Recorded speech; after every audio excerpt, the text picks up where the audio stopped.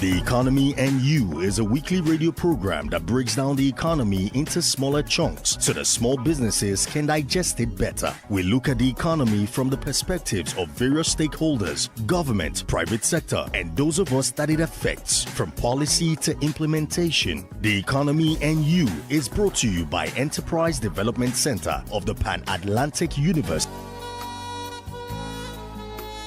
Economy and You, it is powered by Enterprise Development Center of the Pan-Atlantic University. And today we have with us a special guest, Mrs. Lolade Abiola, who's the sector lead for energy under the Office of the Vice President. You're welcome, Mrs. Abiola. Thank you very much. All right. Thank you for joining us.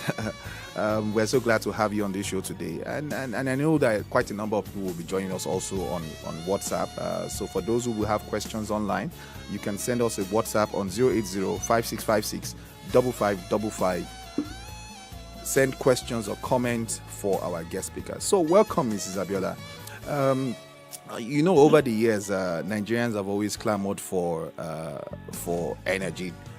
Everybody's asking for how do we reduce the cost of energy? How do you also get access to power? But I know there's been quite a lot of intervention and a lot of push by the government to making that happen, to making that reality. What are some of the interventions and some of the programs available that is helping to correct some of these challenges that we face as a country when it comes to energy? Thank you very much again for having me on the show. It's very important to note that we have a critical challenge. There's a significant proportion of the Nigerian population that is currently off-grid and without access to electricity. We're looking at about approximately 95 million Nigerians currently without access to electricity. And this is a challenge that the federal government is actively addressing through multiple programs and interventions. The government is working on the implementation of its power sector recovery program. And this program is a series of policy actions, operational and financial interventions aimed at restoring viability to the power sector. And within this program is a key part of this program is the Nigerian Electrification project, which is a rural electrification program supported by the World Bank to provide a pipeline of potential local investments and financial incentives to really capitalize the Nigerian off-grid market through the provision of detailed market data, grant funding, technical assistance, and a lot of the things that private sector developers are really clamoring for, because we do realize that in order for us to address this electricity challenge, we need to work with the private sector. In addition to this program, we do recognize the transformative impact that renewable technology can have in the off-grid space. And this is why last year, His Excellency the Vice President launched the Beyond the Grid program, which is an initiative to deploy solar home systems to off-grid communities across Nigeria. And this is done across 12 states. And through this initiative, there's currently over 180,000 Nigerians that currently now have access to clean and sustainable power. And through this program, it's also created a lot of high-quality jobs in the off-grid space. Amazing. That's interesting. So thank you for that. Just a little bit about entrepreneurs. I know some of the questions we'll get today will come from some of our SMEs, but we all know that SMEs contribute significantly to the growth of the economy. Of course, many of them have challenges with the operational cost, and one aspect of it is energy cost. Are there practical steps? I know that you're already talking about renewable energy, which ultimately would have a positive effect on everybody's bottom line. Yeah, because if we put in more money into renewable energy and people are able to do that, it will have a domino effect on the business, will help reduce the costs. But what are some of the practical steps that's going to help the SMEs particularly to reduce this high energy cost? Yeah. I mean, no one can doubt the entrepreneurial spirit of Nigerian people. I mean, everywhere you look, there's someone trying to make something out of nothing, just to make ends meet. And we do recognize that MSMEs contribute significantly to our economy.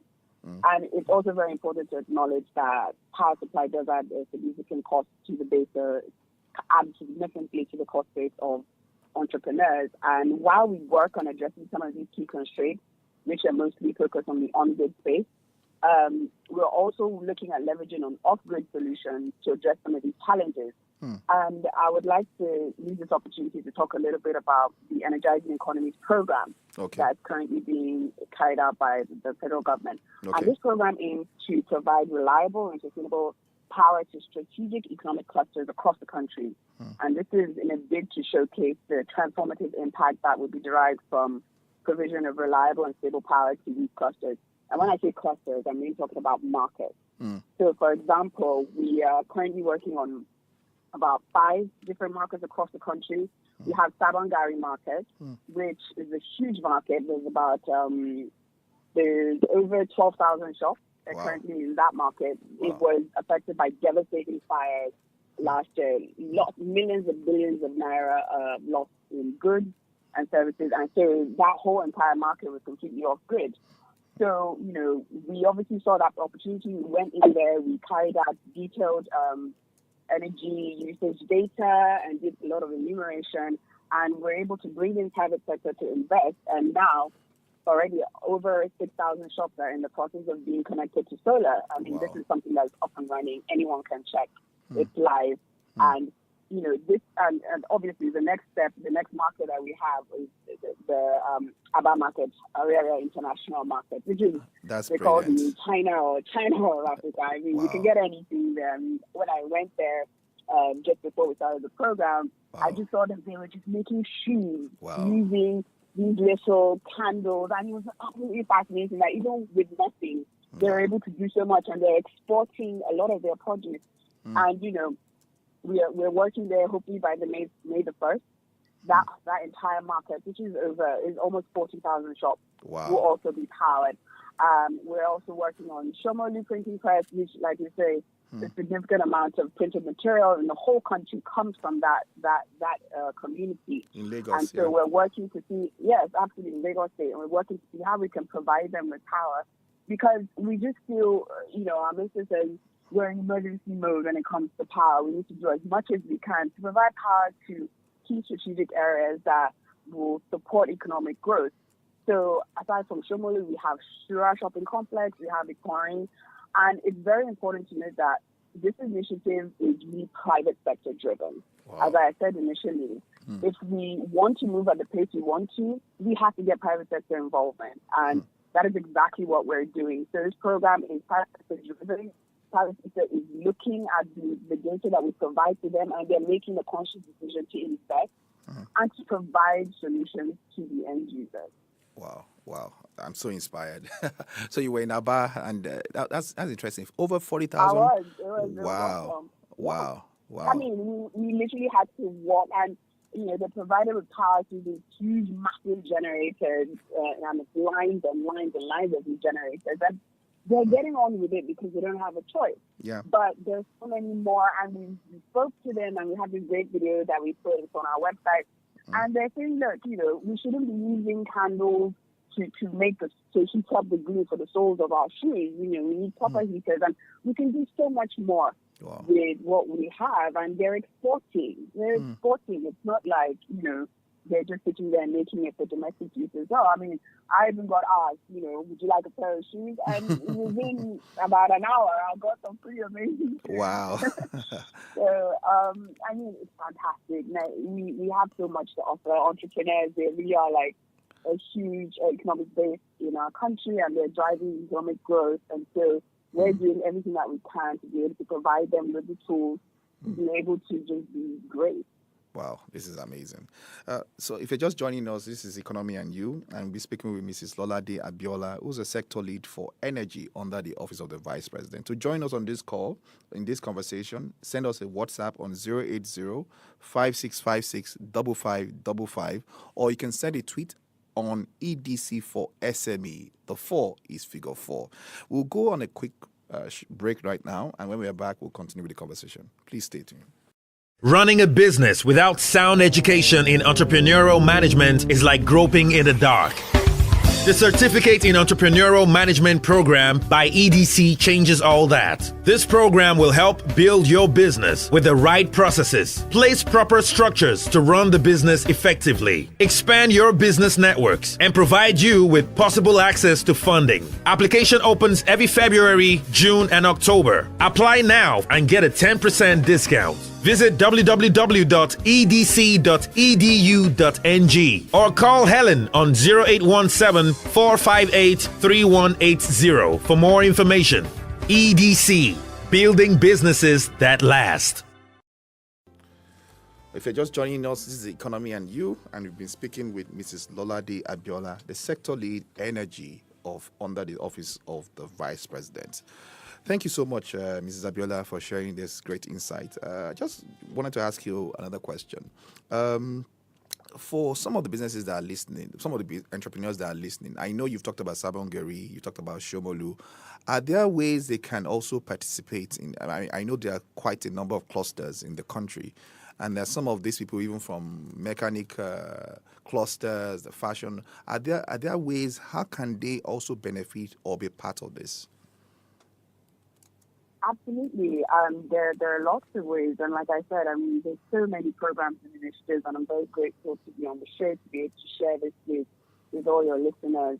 I would also like to talk a little bit more about the Nigerian Electrification project. I spoke about that earlier, which is being implemented by the Rural Electrification Agency in partnership with the World Bank. I think this is a really great opportunity for other players, big, small, within the energy space to really get involved. I'll just break down some of the subcomponents of this project. Okay. So we have Energizing Education Program. Now, I don't know if a lot of people have heard about that, but it's a rural electrification initiative, but it has a prime objective of developing off-grid independent power for our federal universities and teaching hospitals, along with the surrounding communities. So that's really impacting education. We had the good here last week talking about developing our human capital, and that's something that we're really aligned with and already working on, because we know that we have to get our youth educated and get them on a level playing field with other international counterparts so that they can also progress. And so the first phase of that program is commencing this year, and which will involve the generation of about 28.56 megawatts of power to 9 federal universities and 1 university teaching hospital. And 7 out of those universities will be powered by solar, which again shows our commitment towards renewable. That's amazing. And then another component, which is really exciting for me because it touches the rural communities, is the solar hybrid mini-grid component. And under this component, we'll be supporting the deployment of at least 850 mini-grids to electrify well over 200,000 households and 50,000 small businesses. We're looking at approximately 30 megawatts of power to be generated under these mini-grid components. And there's also an opportunity for developers and people within the space to also bring forward their business plans, their growth plans, and there will be some sort of performance-based output grants given to them once they make connections. And then finally, we have standalone solar home system. And under this component, it aims to support the deployment of at least 1 million solar home systems across the country. Like I said earlier, the federal government has already rolled out with a private sector company solar home systems to remote communities. And we've just got to show that right now, the people in the most remote communities that don't have access to electricity are actually paying the most power because, they're going to their local battery charger to charge their phone for 14 naira each time, and the battery is only going to last a day and a half. They're buying batteries for torchlights, there's kerosene, and all of that. And we found that in order to even get people onto the energy ladder, move them away from these, expensive and, more often than not, very dangerous means of electrification. Get them onto solar home systems. Right? These are small systems that you can use to charge your phone. It has lighting points, at least 4 lighting points. It has a radio, and it's there. And usually, a lot of these systems come with remote monitoring and also cost of. So, for example, if you don't pay, and it's a pay-as-you-go system. So, if you don't pay at the end of the month, you get cut off. So, people also get into this idea of power isn't free, you have to keep paying, and then energy conservation, because if you put on all your lights during the day and you charge about 10 phones during the day, at night you're not going to have anything. So this program really is about supporting the use of renewables and just attacking different areas within that off-grid space and trying to make it attractive by, like I said, providing grants, data, technical assistance, and things like that to entrepreneurs. And then, very importantly, we are, like I said, we are aware of the need for capacity development and to work with the private sector. And the government has commenced the establishment of private sector-led innovation hubs across the country. And these are within various sectors. I mean, one of these hubs that's currently up and running is the humanitarian hub, which is currently focusing on the challenges being faced in the Northeast. And then very recently, obviously I'm very happy about this, very excited about this, is our partnership with EDC for the development of the Nigerian Climate Innovation Center. Amazing. And we aim to use this to accelerate access to energy in Nigeria through private sector market-driven means, targeting off-grid solar. And this will involve, innovation, incubation of early-stage enterprises, access to business advisory and training, access to finance, and just market intelligence, just to really give back to the entrepreneurs and the youth and the people that, to be honest, we can only find our own solutions for our own problems, and we have to invest in that. Some really amazing smart kids in university can come up with some fantastic, electrification solution that we want to be able to support. And so we're happy that we're working with EDC to be able to encourage that innovation to grow the market and to resolve some of the challenges that we're currently facing. Wow, this is a good time. All right, so we had a question from Tony. Tony is asking, what are some of the policies that the government have in place for renewable energy? He wants to just know, are there policies or framework? What exactly is... I know you talked a bit about some of the opportunities that's currently ongoing in the country, the CIC and a couple of other programs. But what he wants to know is that what are some of the policies to encourage other people, other entrepreneurs who want to play within this space? Yes, thank you. That's a really good question. And it's great to know that our regulator, the Nigerian Electricity Regulatory Commission, NERC, came up with the mini-grid regulations last year in August, which provides guidance and preparation for the protection of mini-grid developers for those that want to build mini-grids under 1 megawatt. It's really, really important that the regulator came up with this because we believe that, this is a sector that's really going to grow quite fast. And it's very important to have the right sort of regulation to guide developers as well as the end users to make sure that, their equipment and everything is up to standard. Obviously, the regulation is on the NERC website if you want to get some more details. Okay. And it covers mini grids from below 100 kilowatts and also 100 kilowatts to 1 megawatt. Wow. In addition to the NERC regulations, the Nigerian Investment Promotion Commission, NIPC, has actually been doing quite a lot of work in order to provide information to not only local developers and investors, but also international players that want to work within Nigeria. They have put together a very impressive compendium, which is also on their website, and that provides a lot of information on tax rebates and different incentives that are available for those working in the renewable energy space. Thank you for that. Let's talk about cost. I know quite a number of people think about cost of renewable energy. You would hear people say, I can't afford to buy solar. I can't afford to pay for solar. And some of the companies themselves that are working within this space sometimes have challenges in terms of running cost. How would you generally look at renewable energy in terms of costs, whether from the side of those who are running the business or even consumers themselves? I know that the price has been dropping. I've noticed that in a couple of months back. But what would you say generally about the cost of renewable energy?